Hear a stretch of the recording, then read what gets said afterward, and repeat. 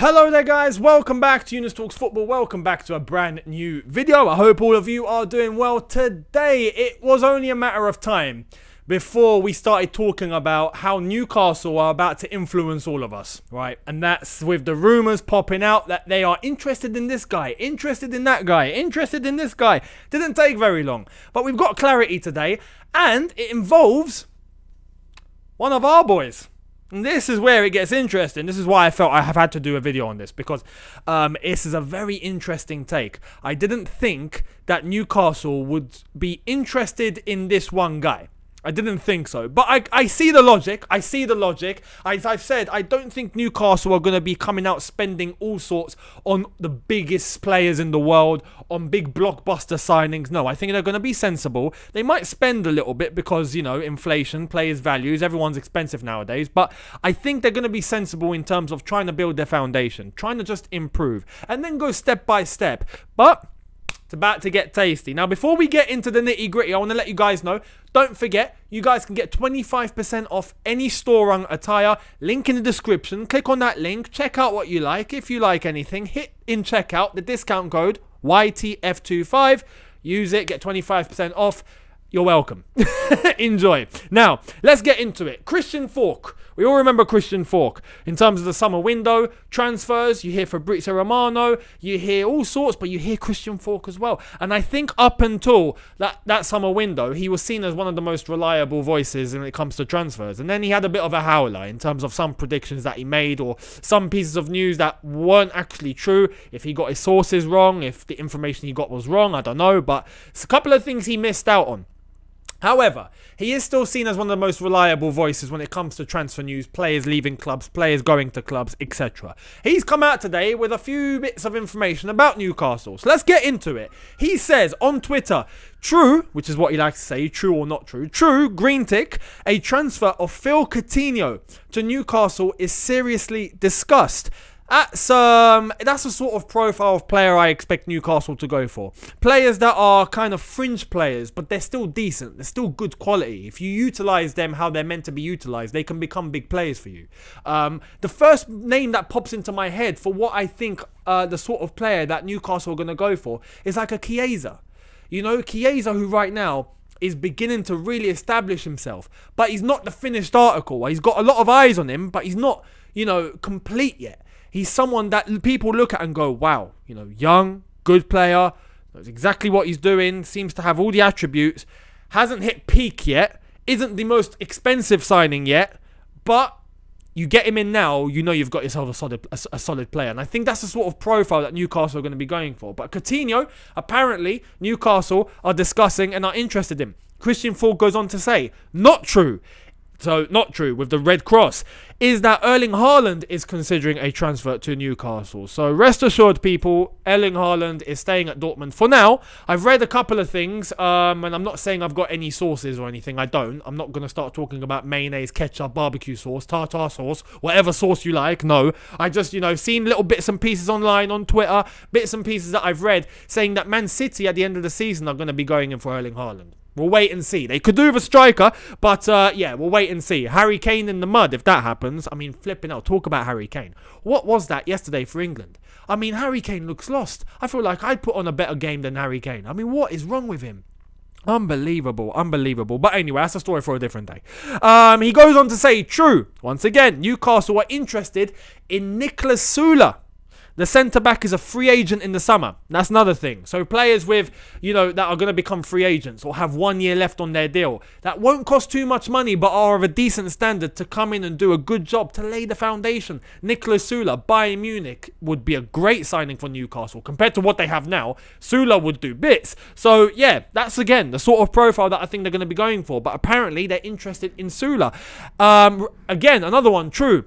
Ralf Rangnick is interested in the manager job at Newcastle. Rangnick tried before to become manager of Man United, Everton, Spurs and Chelsea. We remember that. To work in the Premier League is his big dream. We remember when he was linked with Chelsea. And Chelsea wanted to use him as a stopgap, but he wanted it long term. They wanted to bring him in for 6 months and then in the summer tell him, thank you very much. You might move up to director, who knows, but thank you very much. And then we'll go for Nagelsmann. That plan didn't materialise because Rangnick wanted it long term. He didn't want to be a stopgap, so Chelsea were like, okay, we can't do that. go and get Thomas Tuchel. Thankfully, blessing in disguise, it's all worked out. We won the Champions League. So, you know, sometimes things happen for a reason. This is what I'm talking about. But yeah, Ralf Rangnick as the Newcastle manager could be a very, very sensible option. Although I thought that they might get him in as a director, not necessarily as a manager, maybe as a director. But we'll see. We'll see what happens. It'll be a good signing, though. A very good manager option. And then, this is where we get involved. He goes on to say, true, Newcastle interested in Timo Werner. The agency of Werner has already a client with Fabian Schär at Newcastle and is regularly in contact with the club. So, Timo Werner, let's discuss. Let's discuss. Here's the thing. I don't necessarily see any rush in selling Timo Werner. I'd like Timo to stay. I look at Timo Werner, I don't see him in the same breath as Morata, for example. Or even before that, as Shevchenko.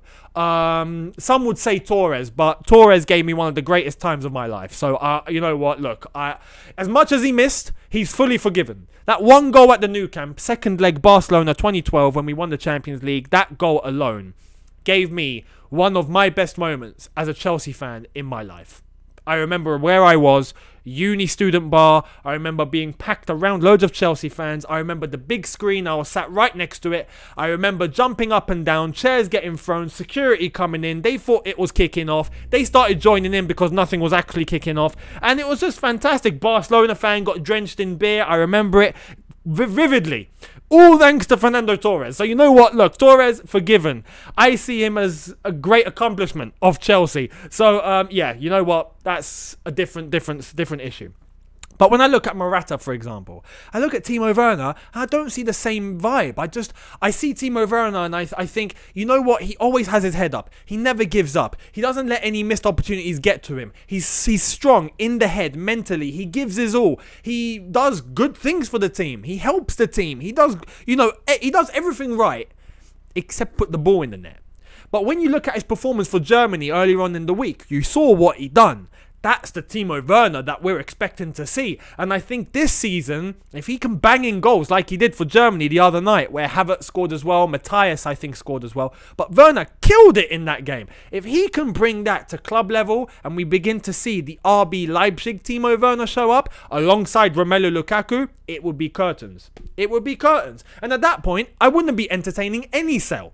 No club, not for sale. Not for sale, sorry. However, as much as he contributes and as much as he's got a clear head and he's got a very positive character, a very nice vibe, he brings, you know, a very nice aura to the dressing room. He's a nice guy, you know, on and off the pitch.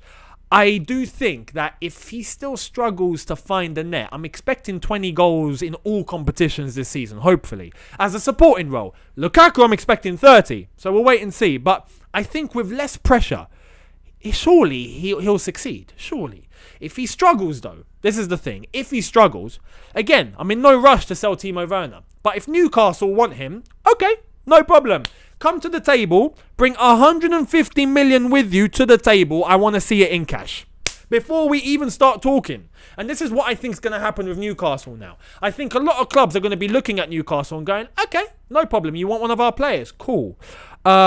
We demand X amount of money. Because, you know, you have the capabilities to absolutely rinse Newcastle. And here's the thing. Newcastle can be in a little bit of a weak position at times. Because they know other clubs know that they're absolutely minted. So the values that the clubs are going to be asking for are going to be astronomical. They're going to try and push Newcastle to the limit. So then Newcastle can throw a lot of money to get whoever they want. And I think that's what's going to make it a little bit harder for Newcastle to get the players that they actually want. However, what they can do is tempt the player, tempt the agent. And go, yeah, you know what? We're willing to give this player 500k a week, right? And then the player might hand in a transfer request and it might get a little bit crazy and then Newcastle might come in through the back door. But I do think clubs have a certain amount of power that they can bring to the negotiating table with Newcastle. And I think with Chelsea, for example, hey, we were the original big boys in terms of money. You can't play with us, yeah? You want Timo Werner? Cool. 150 million. I want to see it. If not, we're not even talking. We're not even talking. And here's the thing. If Newcastle went, yeah, no problem. Cool. Here's 150 million in cash. Yeah. I'd be like, okay, you know what? We can't say no to this. we can't. Legit, we can't say no. So that's the thing. With Timo Werner, I'd happily keep him. If he scores goals this season as well and he succeeds, he's not for sale at all. I wouldn't want to let him go. I think he could be a big part of this team. If we still see struggles though, again, I'm in no rush to sell him. But if a Newcastle come in and they have that much money, I'd be like, okay. 150 million, if you have it, you can take him. Because I think Chelsea will survive without Timo Werner. However, we'll wait and see what he does this season. Because I'm in no rush to let him go. No rush to let him go. As I've said, his mentality has been great. His ethic has been great. His work ethic, what he does for the team on and off the ball is fantastic.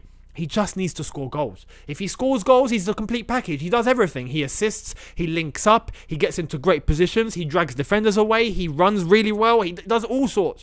Just needs to find the ball and put it in the net. Simple. That's the one last obstacle. And if he struggles with that, if he can't do that, then okay, 150 million and you can take him. If not, he's not for sale and we'll happily keep him. That's where I stand on it. But where do you stand? Let me know in the comments. Would you let Timo go to Newcastle? Would you not? Let me know. What would you do and what would you not do?